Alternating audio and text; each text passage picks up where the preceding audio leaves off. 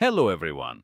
Today I'll show you a useful tool for those who work with batteries. This is the portable spot welding machine, FNIRSI SWM-10 from Amazon. With it you can restore batteries, assemble packs and repair things that previously had to be thrown away.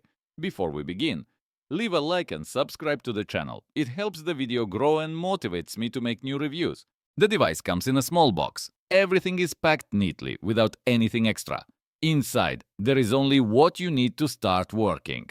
In the box, you'll find the welder itself, cables and electrodes. The body is compact, lightweight, and fits in the palm of your hand. The controls are simple. There is a display and buttons that even a beginner will understand quickly.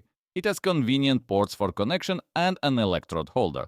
It doesn't take much space on the table. This device allows you to quickly weld nickel strips to batteries. You can restore old battery packs or build new ones. Welding power is adjustable, so it is suitable for thin and denser materials. No compressor or additional equipment is needed. It works right out of the box. Compact and doesn't take much space. Easy to use. Perfect even as a first spot welder. Helps save money by restoring batteries instead of buying new ones. Runs from standard power, so you can take it to the garage or workshop. Not a professional grade tool, but more than enough for home use. May lack power for thick metal.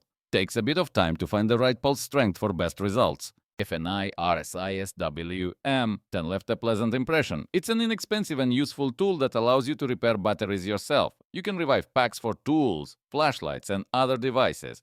If you enjoy DIY or repairs, this thing will definitely be useful, especially considering you can buy it on Amazon at a good price.